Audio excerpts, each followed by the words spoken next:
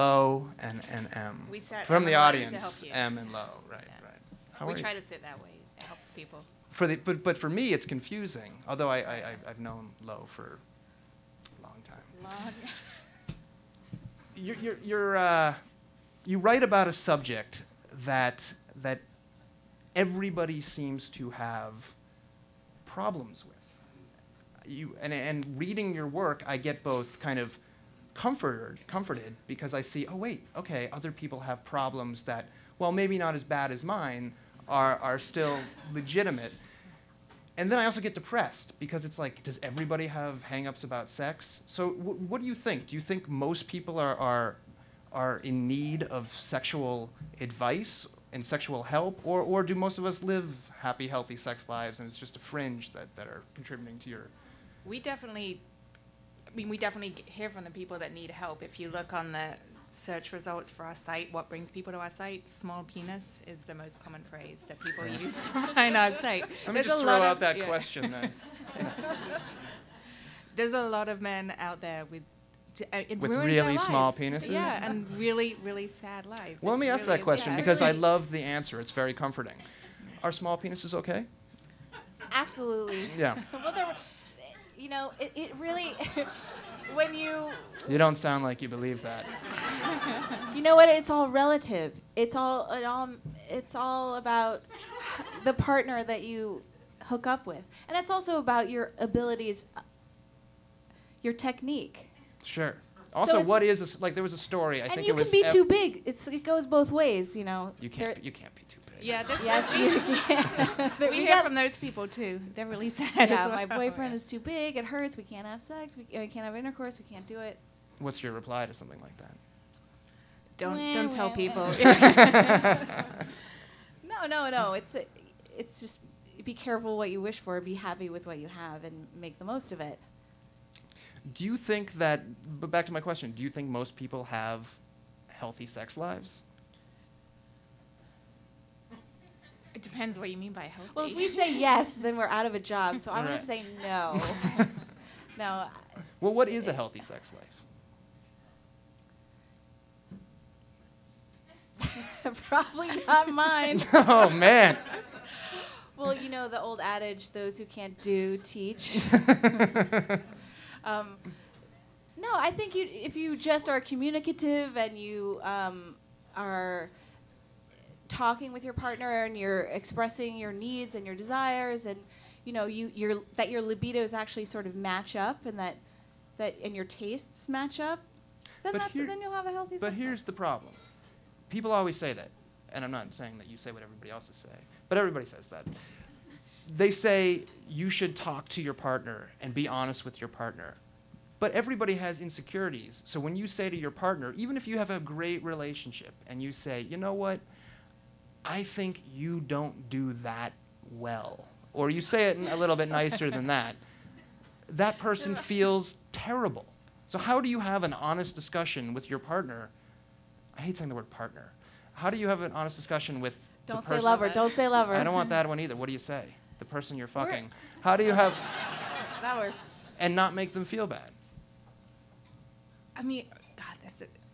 It sounds so cheesy, but if you focus on the stuff they do well and just try and steer clear of that, or you do this really well, maybe they'll get the idea that they don't do the other things. So I mean, you're great at rubbing my back. You have to I love it when we hold positives. hands. Yeah. You have to form it in a way that is not.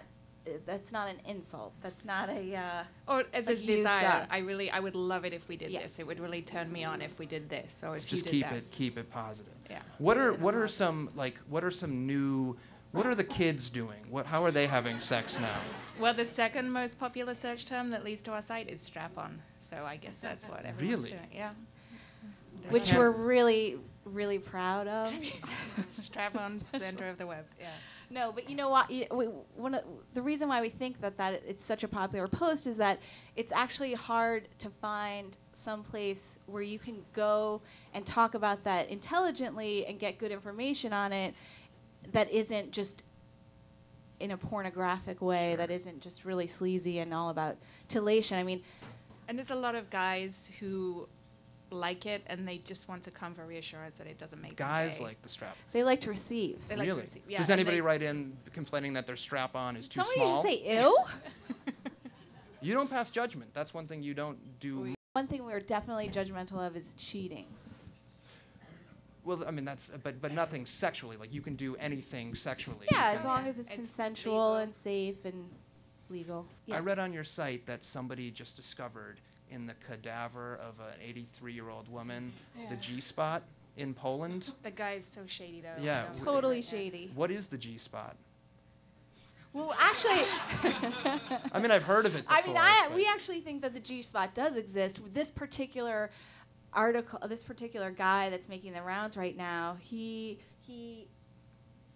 makes he's- money off of doing G-shot injections, which is a total scam. We think. What does that do? Enlarge the G-spot? Yeah. Yeah.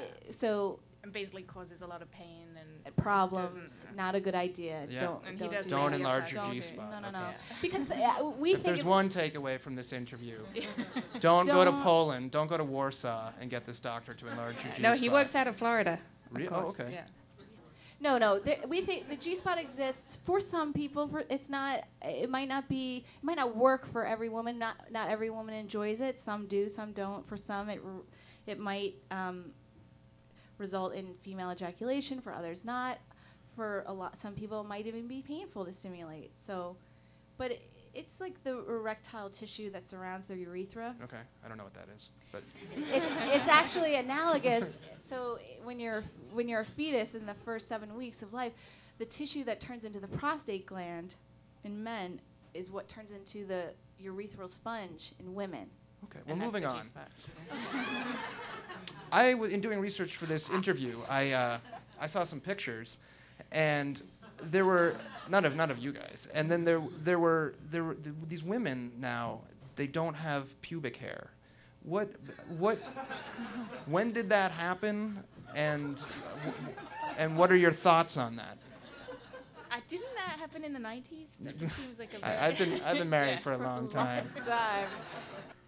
You guys have a chapter in Sex How to Do Everything, and it's about foreplay. How do you, and it's foreplay is not just like, let's have 5 minutes petting, but foreplay is like texting and during the day and saying, I can't wait to see you, blah, blah, blah. How do people in this day and age, it's a nice chapter, but how do people running around, busy, I know you've got kids, I've got kids, but we don't have a lot of time.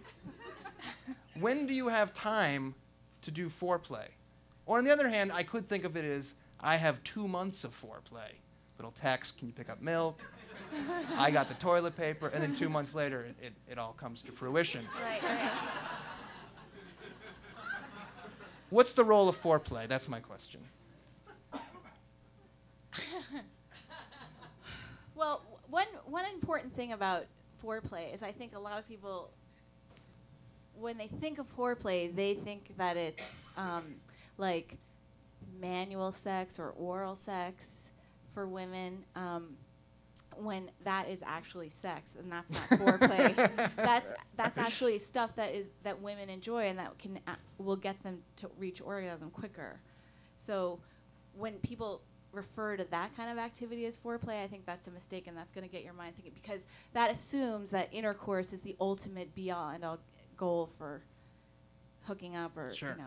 which it shouldn't be, because there's so many different ways to have sex, and oftentimes intercourse isn't the best way for women to reach orgasm. So oral, manual, And it handwork. doesn't have to take a long time. I mean, you could, on your way out to dinner, whisper something in your wife's ear that's kind of dirty, and then you can't have sex until 2 hours later after the dinner's over. That's kind of foreplay. And Yeah.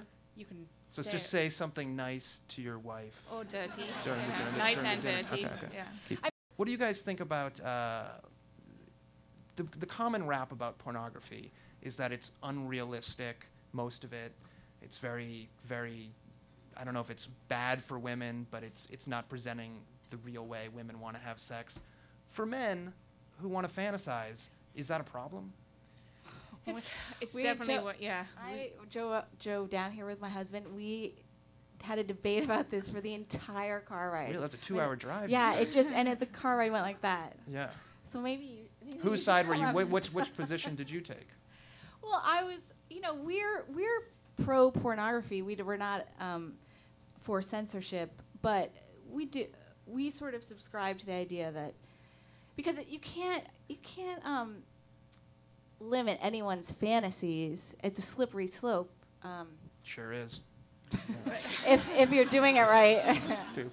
But I think one of the things that we've talked about, and we're kind of hypocritical because we haven't seen as much porn as we probably should have done to have the opinions that we do, but women are much more easily distracted as a general rule by details like bad styling and bad lighting and bad dialogue. Like someone like sent the us couch is not right. Yeah, like someone sent us this porn once, and it was like porn for women, and it was I think it was by the Playgirl channel or something. And it's this woman goes to the supermarket to buy some fish, and she's in these and we're like, no woman would go to the supermarket dressed like that, Yeah. and it just takes you out of the moment, and you're done. What is your ultimate goal with being sex columnists, sex advice givers? What do you hope to?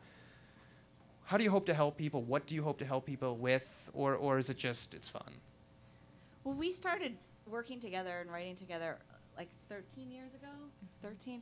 And at the time, we wanted to, we would read women's magazines, and it was always so safe and always so earnest, and we wanted to hear advice and write advice that had a sense of humor, was a little more down to earth, that took an egalitarian approach, that sort of didn't separate men and women into these Mars, Venus categories. And that was a wasn't little so more serious with the incense and the doing yoga. Yeah, there's a lot of earnestness. I mean, we in a really lot of wanted sex to advice. avoid, this, all you have to do is communicate.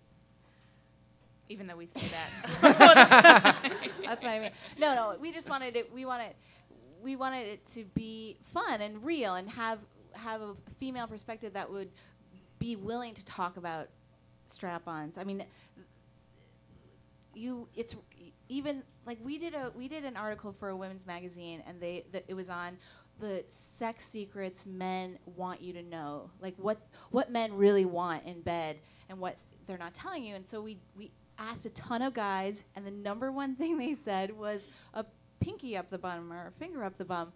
And really? Yes. I mean, that was the one that stood out. Like, that was across the board, the one that came up more and more. I'm shocked by that. I really am. I mean, it's not for everyone. It's not Yeah. for everyone, but a lot of guys are into it. Yeah. And, it just because of the anatomically, there's a lot of nerve endings down there. But that's what we heard, but there was no way that they were going to put that in their magazine. So that's why. So what did you They came change back it and to? they asked, I think, they asked us to change it to like a woman ripping off her shirt in bed or something. I can't remember what we changed it to. That's what I would have said. So we just wanted it to be a little bit more like talking with your friends over cocktails, more realistic, a little dirtier, but not like. Well, the site is great. Bye. Em and Low, everyone. Thank emandlow.com.